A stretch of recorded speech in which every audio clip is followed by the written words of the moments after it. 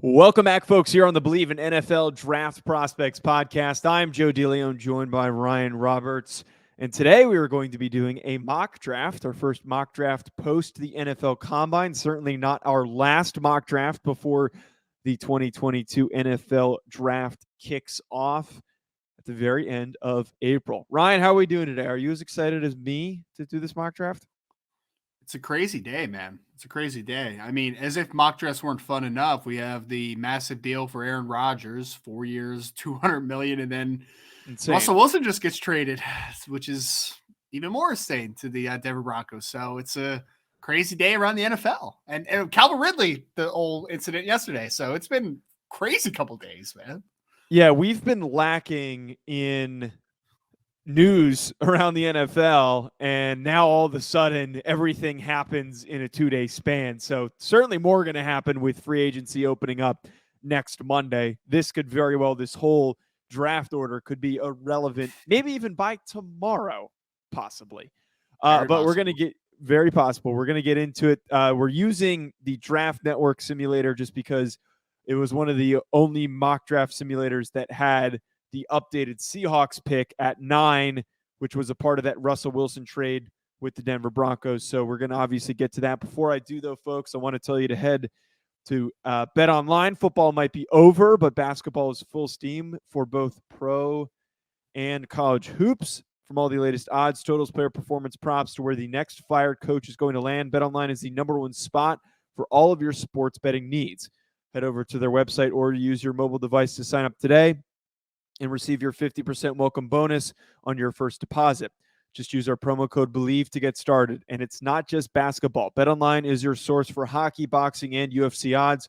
From sports right down to your favorite Vegas casino games, BetOnline is your number one online wagering destination. BetOnline, the fastest and easiest way to wager on all of your favorite sports and play your favorite games. BetOnline, where the game starts. All right, Ryan.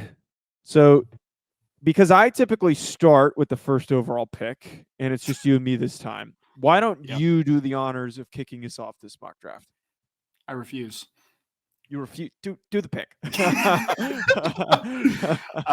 Jacksonville Jaguars offensive sorry, I was Brian Kelly for a second. Offensive tackle Evan Neal, Alabama will be the first pick. Joseph. They have needs all over the board, but they don't have a need at quarterback. So I'm going to protect the quarterback. So I'm going to give them an offensive tackle. I think it makes the most sense. They've spent a lot of draft capital in defensive ends, which this class is very rich on, but we're going to get someone to protect Trevor Lawrence's blind side in theory. So you don't think that the Cam Robinson news, which I don't think it does, the Cam Robinson news of them tagging him is going to affect that decision on what to do at offensive tackle? I don't, because Cam Robinson's bad for one, and you still Right. need two good offensive tackles in the game. And I know Jawan Taylor has not developed at right tackle the way the Jaguars have wanted, obviously. And I think that I don't think that Cam Robinson stops you from drafting Evan Neal at this point, in my opinion. All right. Yeah, honestly, probably shouldn't because the differences in quality of athlete that you're getting between the two guys. So, Evan Neal first overall, I think that tackle pick is starting to make more and more sense. So, don't be shocked if that's him instead of one of these edge players. But that then slides up with the Detroit Lions, who showed some decent things towards the end of the season. They very clearly need to refigure out their quarterback situation. But considering how terrible this class is, and that they're picking it 2, they probably would rather move forward with Goff and maybe see what happens during free agency. Also, next year's class, it's probably better for them to wait. So, taking one of these edge prospects to add to a young defensive team, I'm throwing in there as my pick for the Detroit Lions, Oregon edge rusher Kayvon Thibodeau. I just think of the two, him and Aiden Hutchinson. I know there's the people are going to say like, oh, why wouldn't they take the guy from Michigan for a team that's in Michigan? I just think Kayvon Thibodeau has a lot more upside than Aiden Hutchinson does. And if you're a young developing team, take the guy with the more talent that when in a couple of years when this roster is more competitive and that defense is better, they'll be hitting full stride and he'll be hitting full stride. Yeah, I mean, so if the conversation was between Thibodeau and Hutchinson, you know that I would take Kayvon Thibodeau just the predictive nature of the mock.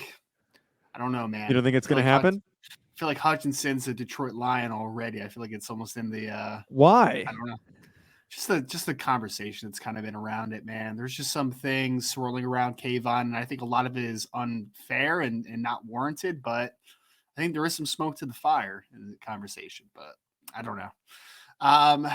But that's all to say, Houston Texans. So if I was making the selection, I would take Kyle Hamilton, but I am not making the selection. I'm doing a more predictive mindset. Yes, here. we are predicting. Go ahead. Yes. I think that you either go edge or I think you go offensive tackle. Apparently, they are trying to unload Laramie Tunsil. That is a conversation that is happening.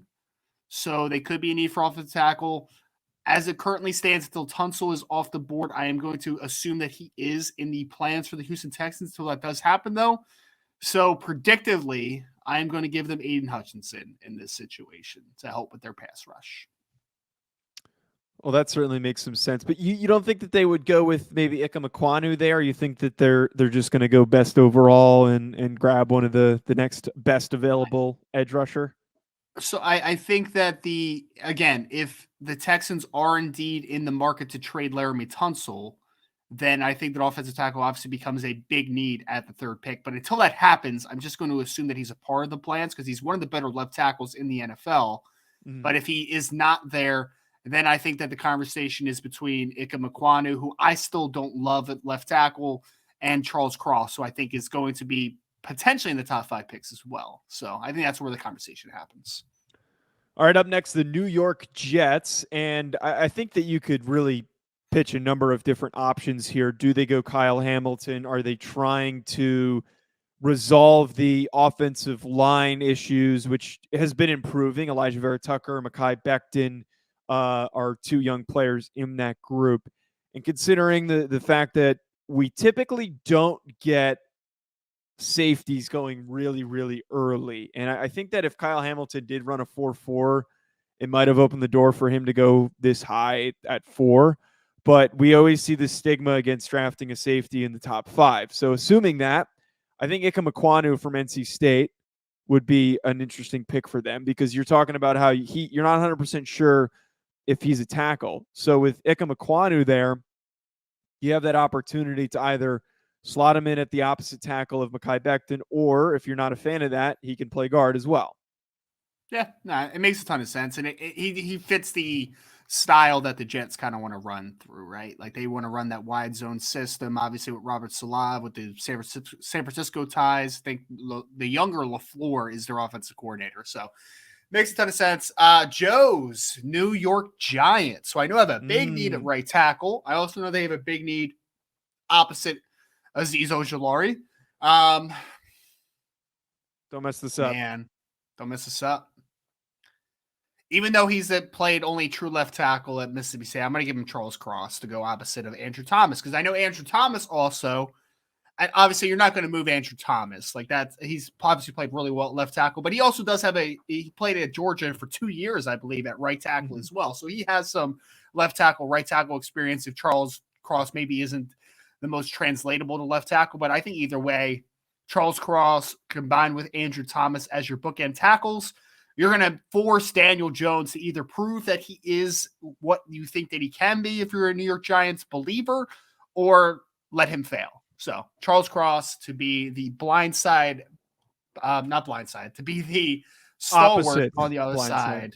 Yes, opposite of the blind side to Andrew Thomas for the New York Giants. Yeah, as a Giants fan, I think any of these offensive linemen in that as one of these first round picks, you got to be happy with any of the options that you take because you really need to fix that offensive line.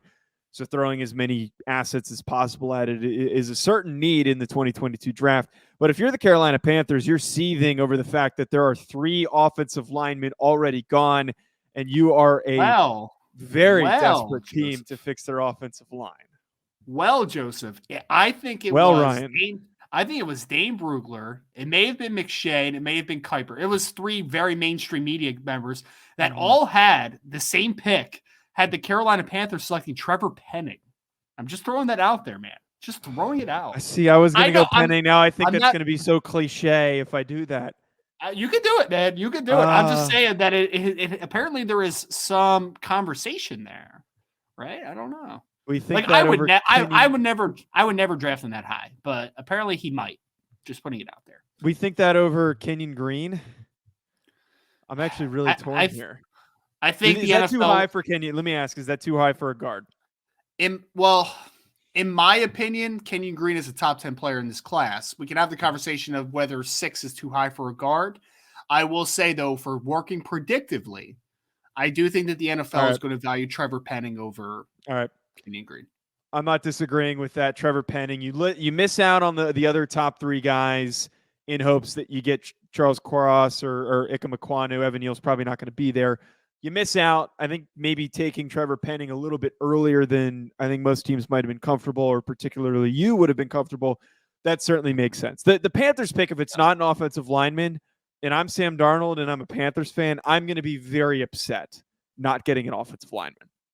Sure. No, I agree.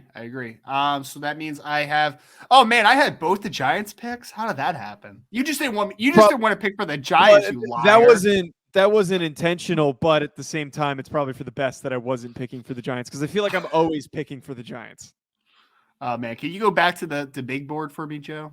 Sorry. And if you're listening to this podcast on any podcast platform that you use, you should really go check out the YouTube channel. By the way. Yes, it's a good point. All right, go ahead. Mm-hmm. New York Giants. All right. A lot of good options here. Kyle Hamilton makes sense. Derek Stingley makes sense. I think they need an edge, though. And everybody's talking about it, man. So I'm going to go with the recent buzz. Trayvon Walker, edge, out of Georgia to the New York Giants. Again, not a pick I would make, but we're being predictive. 6'5", 272 with 35-inch arms. Just ran 4.51 at the combine, 40-inch vert. The kid is an absolute freak, and usually those freaks go very early. So we'll give Charles Cross an offensive tackle to the New York Giants. We'll round it out with a little defensive line help in Trayvon Walker. The Giants are turning into the Georgia Bulldogs with the amount of edge rushing Georgia Bulldogs that they had. And if they still had, oh my God, what the hell is his name? Who's the Carter? No. Who's that idiot that the corner who got in trouble? Baker. DeAndre Baker. If they still had him, they really would be the Georgia Giants. All right. Speaking of a Georgia team, the Atlanta Falcons picking at 8. Another team that's pissed off that these offensive linemen are completely gone and they're missing out. They're also slowly missing out on some of these edge prospects. But you know what? The fact that Kenyon Green is still here, I think that you're over Kyle Hamilton, the Georgia boys not coming to Atlanta? Actually, wait. Come on, man. Come on. I hate how easily you sway me. I hate how easily you sway me. You know what? That's a very good point. I completely looked past Kyle Hamilton. I was too busy addressing needs. Put Kyle Hamilton on the Atlanta Falcons. He stays home. That team is not good, and defensively, they're all over the place. Keanu Neal has been gone for time now, and he wasn't even the same player for the final years in Atlanta. And you're replacing him essentially now with a guy who is bigger and more athletic and more dynamic. That's a home run pick if you get him at 8. Yeah, no, I agree. It's good. It's a interesting selection, and it's a great selection. I mean, that was probably the best value in the draft so far, to be honest with you. And I think it's realistic. Like, I don't think it's just we wanted Kyle Hamilton to get off the board. Like, I think 8 is the floor for Kyle Hamilton. All right, so now we're right, Ryan. Can I just need to make a point before you make this pick? Okay. Because this is so green. This just happened. There is no goddamn way the Seahawks are drafting a quarterback at 9 after just trading Russell Wilson. No chance. Because who the hell could they draft after they traded and got a first-round pick back after not having a first-round pick? You think that they're going to waste it on one of these quarterbacks this year that's just a complete and utter question mark? I feel like that doesn't make any sense. They're clearly trying to rebuild, so why the hell would they start with a questionable quarterback option? I don't 100% disagree. But it's the Seattle Seahawks. So, like, who knows what the hell they're ever going to do. I was actually happy that they didn't have a first-round pick because then I won't get one automatically wrong in my mock draft when they draft someone that should be drafted in the 3rd round. But can you go to the edge board for me, though? I guess I'll take a look what the pass rush might look like for him. Go to the edge. edge. Ooh, Jabo. Now they're going to draft somebody weird. All right, yeah, they're going to draft Boye. So wait, Amari Barno. Mafe. No, Boye Mafe. Boye Mafe, Minnesota. Are you actually telling me to take Boye Mafe? Yes. Is that who you want? Yes. That's what I'm picking. I mean, honestly, it's partly a joke. You're such a troll, but yeah, you're right. No, it's partly a joke because the Seattle Seahawks never draft who you think they're going to draft. But also, Boye Mafe is a freak, so I wouldn't doubt that he's going to rise to somewhere in this ballpark. Like, if he was ended up being a top 20 pick, I would not be shocked at this point. I think Jermaine Johnson maybe was the guy there. Yeah, David Ajabo maybe, but like the Seattle Seahawks, good luck deciphering who they're going to pick. Like, no idea who they're going to take. So there's our first weird one. Right. It always ends up being a pick that you're scratching your head. And let's be honest, they make a lot of questionable decisions. And that trade for Russell Wilson was one of those. Somebody just clicked off of YouTube, man. They stopped listening after that one. I really hope something like that happens. I mean, I wouldn't be shocked. We're totally going to get some comments. I'm like, what are you idiots doing? But, we don't reply to those comments. All right. New York Jets at 10. This one's probably one of the easiest ones. Ahmad Gardner from Cincinnati. Probably the biggest winner at corner from this past week at the Combine. You hear so much about what he did in those interviews, was talked about a lot. Seeing him on the field as an athlete, tall, long corner. For them to come out of this draft with an upgraded offensive line and then a really talented corner that could very well be a lockdown guy for a long time, I think that's a really, really solid pick for them. Yeah, get another guy on the side of Bryce Hall, who I really like that coming out of Virginia, is rounded out into a good corner. So like the idea of getting a cornerback there. I'm going to go Washington Commanders, Joe. Washington Commanders. They need a quarterback. We are at the 11th pick and nobody's been taken off the board. They go Malik Willis, quarterback out of Liberty. Wow. So wait, you think that they would go in the direction of drafting the developmental guy who's probably not going to be able to play right away over maybe taking somebody who can just step in and do the bare minimum? I think they're going to take a swing, right? Like, I mean, if maybe it's Kenny Pickett, maybe, but like, again, I'm just struggling with a team that's going to draft Kenny Pickett in the top 15, depending on him to be a franchise savior or developing into anything close to that. So we're going to take a swing at the more talented quarterback of the bunch. So Malik Willis it is. I don't know why, but the Washington to me smells like them thinking that they can get Mac Jones with like Kenny Pickett and it not going anywhere near that expectation. I don't know why. It's possible. I don't doubt it. Right. I don't know. We also know Ron Rivera hates rookie quarterbacks, so probably doesn't want anyone who could start right away. Okay.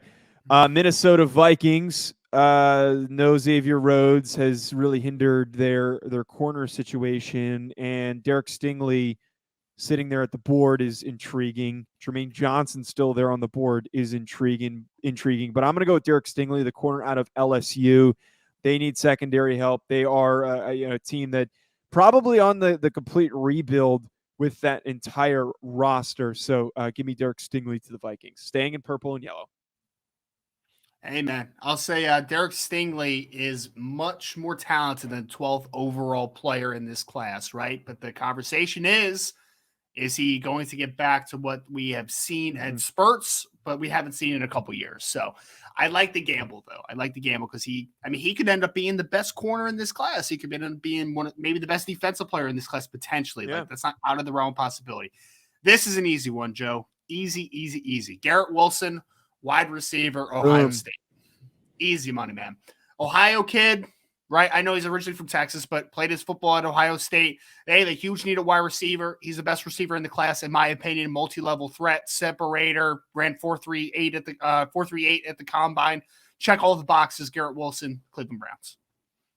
All right, Baltimore Ravens up next, and I don't even need to react to the Garrett Wilson pick because it's just, if they don't draft a receiver, I would be completely flabbergasted if they don't. That would be one of the most Browns things that they could possibly do. But the Ravens up after them, their division rival. I always feel like if you pick a linebacker or an edge prospect for the Ravens, you pretty much get it right. So, oh man, Jermaine Johnson or David Ajabo? I'm going to go with David Ajabo. I feel like he seems like a a Raven to me. And I know that Wink Martindale's gone and how much he loves using a lot of different edge rushers. So give me a Jabo out of Michigan. Okay. George I feel like you Karlaftis hate is that also pick. still on the board. Now, Oh. I just really like George Karlaftis, but I know that Right. he's going to be in a fight. Even though, man, he had 38-inch vert at his size, which is pretty nuts. But Nuts. all right. Eagles could go edge too. I mean, they have Brandon Graham coming off an Achilles, right? They have Derek Barnett that's hitting free agency. They're probably not going to retain him. All they have left is Josh Sweat. So I think one of these next couple picks for them is going to definitely be edge. Jermaine Johnson's there. I'm still not like that high on Jermaine Johnson. Like late first round's cool to me. I also think that, early second would be good too. I'm going to go with George Karlaftis. I think I don't know who's going to go first, Jermaine Johnson or George Karlaftis. I defer to to Karlaftis because I just think that the upside is, I actually think the upside's a little more. And I think that he's just a better football player, honestly. I think that Jermaine's a good football player. He had a great year, but I'm going to go with Karlaftis to fill that Derek Barnett void. I never thought I would say there's a Derek Barnett void, but there you go.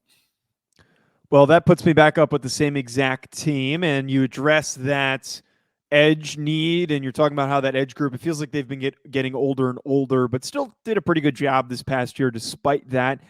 You're adding Karlaftis. It's another talented edge rusher who's going to make that a stronger unit, but for the Eagles to not leave this draft without drafting a corner, I think would be a crime. Andrew Booth Jr. still available, does not participate in the combine, but still had himself, or still is a guy that I think is going to be the third corner off the board after Stingley and Sauce Gardner go. So Andrew Booth to become a Philadelphia Eagle, let's make it happen. That secondary is starting to improve. Him and Darius Slay together, that would be a fun secondary. It would be, man. It would be. And I hate that because, I'm a little bit of an Eagles hater out here in South Jersey, and they just got two of my favorite players in the draft, so I'm not too happy about this. Let's go to offensive tackle, Joe. Show me what the. No, I'm going to defensive tackle for you. This is going to be Jordan Davis. I'm not taking Jordan Davis that high. I'm just kidding. Doing it. Oh God, I'm not taking any of those guys though either. Yeah. Interior. I feel like they're good at interior. Yeah, I feel like yeah. Or do you take Sean Ryan? I know he's your boy. No. I mean, because we're doing predictive. I don't Come on, think he's right. That man is right there. Dude, just give me Jordan Davis, guys. He's lasted too long, man. You can't not take him. We're talking predictive. I know. Vita Vea went higher than this. He went higher. Vita Vea was also better, but that's another conversation, I guess. I don't know. I don't like. Why do you hate that? Why do you hate it? Let's get the full breakdown. Because the most he ever played in a season was 40% of the snaps, and he had like one sack each of the last 2 years. Like he's just not a. You don't think that you can't tap into that athletic potential they rotate a lot of guys. They got a lot of dudes on that in that locker room. I think he plays like a nose tackle, right? Like I think that's how he plays. He has a two gap, stand at the point of attack type of dude. Does he have really good speed to chase and pursuit at times? Absolutely. But I mean, is he going to be a one gapping 3-tech? Like I just don't see the upside with him, but he's a great athlete for his size. So there you go. Jordan Davis, LA Chargers. Charger fans are going to hate it though. I'm telling you right now, all the Charger fans are going to hate it. There you go though. I feel like I on Twitter, for some reason I have a bunch of Chargers fans who follow me and interact, but I feel like that's like a reoccurring name that just pops up that he's going to be a Charger. What do you mean for some reason? You live in Los Angeles.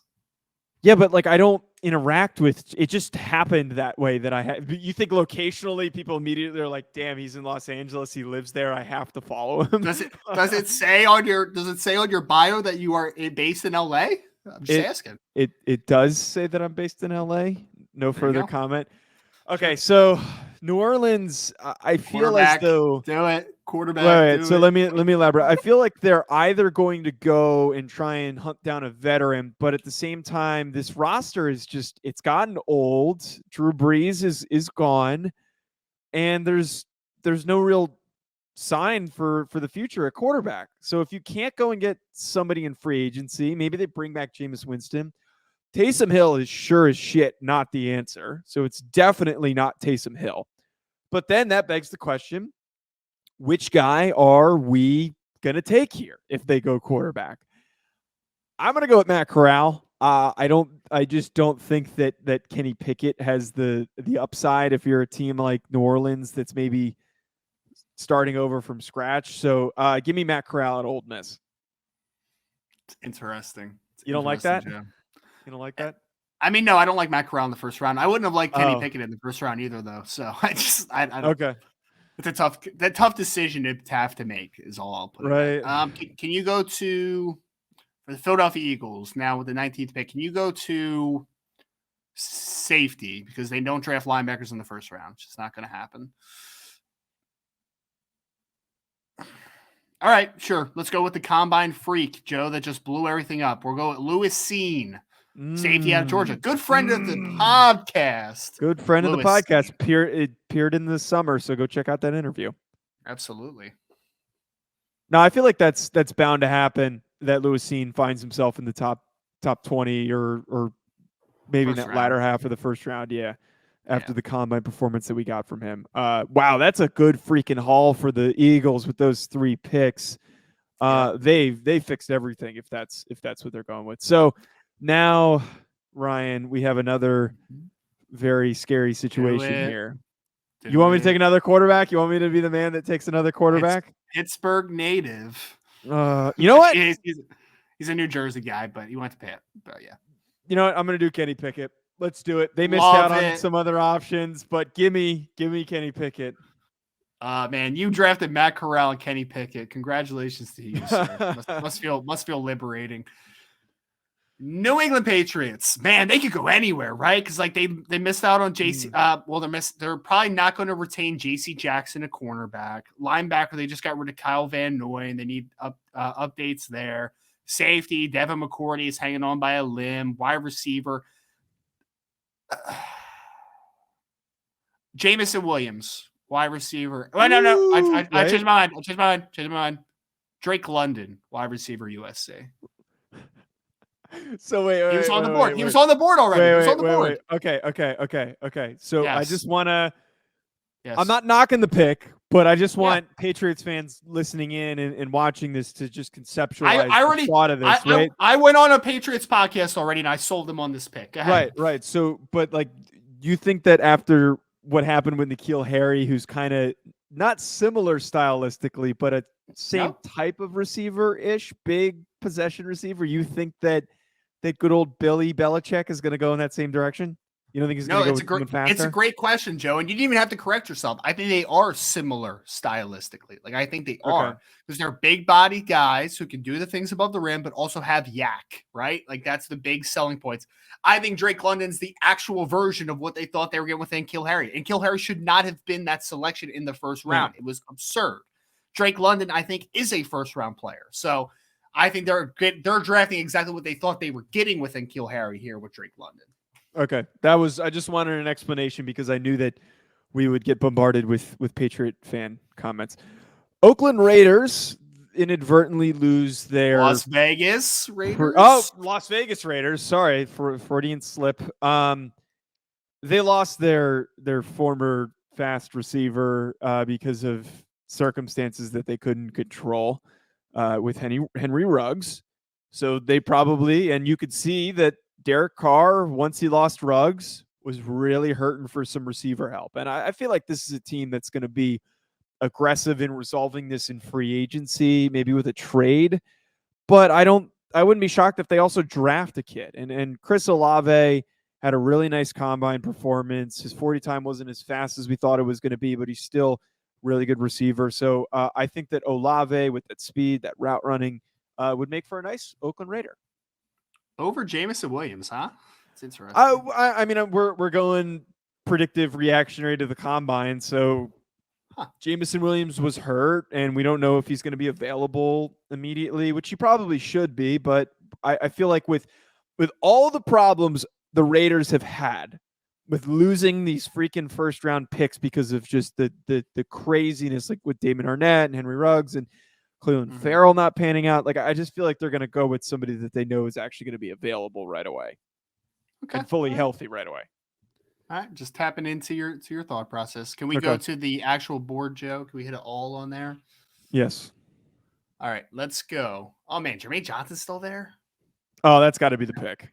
Nope, not doing it. Trent McDuffie, cornerback. I knew you were going to do that. Yep. They need cornerback help, man. They've had success with these types of players, and they love Washington DBs. Like they have Byron Murphy already. They have Budda Baker. Let's give him another one. Trent McDuffie, a little bit versatility on the back end with a guy like McDuffie. Yeah, they love those Washington guys. That places up Dallas at 24. Wow, Easy. Jermaine Johnson slides like right into their lap. I don't even need to think or elaborate on them. They could use a little bit of edge juice. I know that Micah Parsons is freaking fantastic, but you get inconsistencies with having DeMarcus Lawrence fully available. He's starting to get old. Jermaine Johnson, man, that'd be a home run pick if they get him at 24.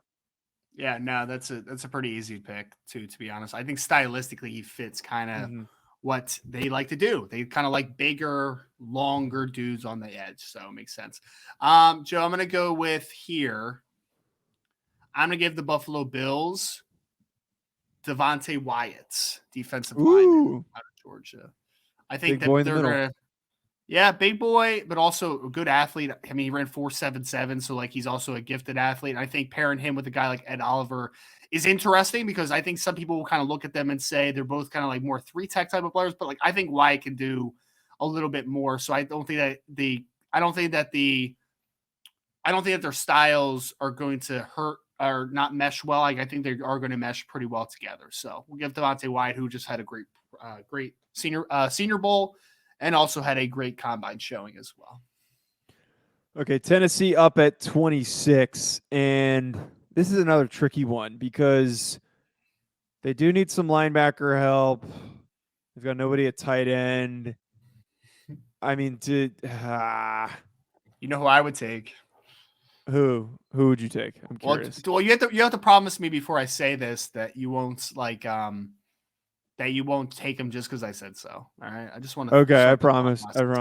I'm gonna make sure I disagree with you. I would draft Leo Chenal.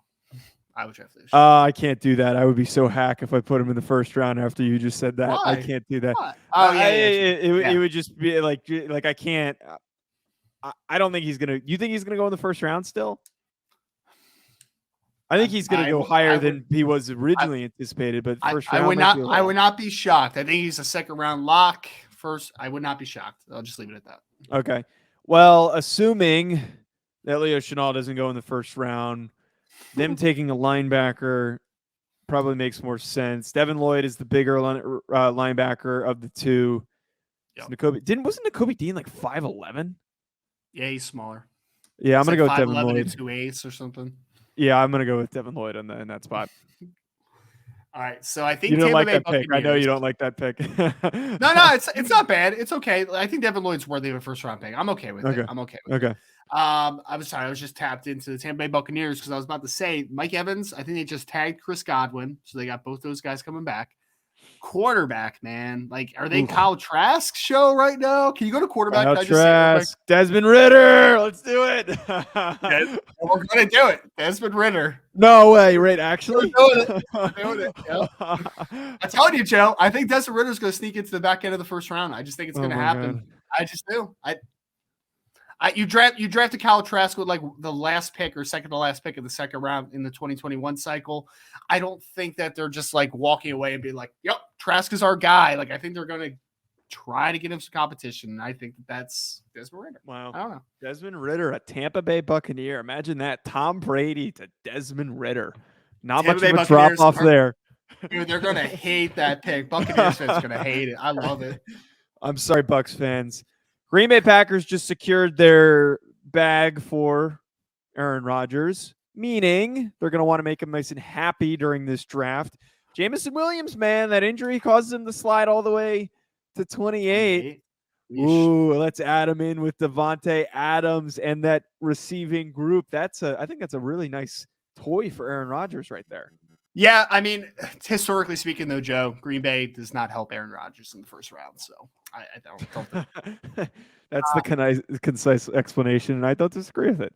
You want to talk about perfect scenarios here, right? Uh-huh. The Dolphins could go two ways here.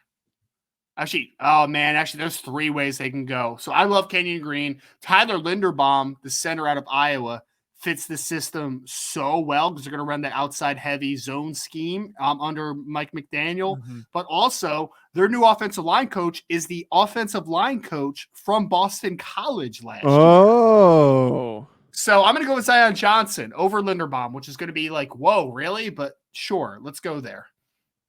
All right, let's go. Wait, Linderbaum or Zion Johnson? Which one? Zion Johnson. Zion. Okay. Because the offensive line coach is the Boston College offensive line coach for the last couple of years. So Applebaum, I think is his name. And yeah, there's the relationship. So that's a hell of a pick right there. If the Dolphins end up with a offensive lineman, any offensive lineman, I don't think you can complain. And wow, the Bengals coming up soon are going to be in a really, really nice spot to fix some of their issues. So, oh man, I don't like the available options.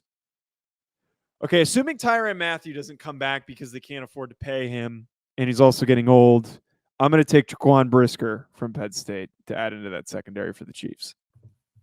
It's interesting. It's interesting, Joe. Very interesting. That means you hate my pick. I know you. No, it's just one that I haven't seen, so I'm not necessarily hating. It's just different.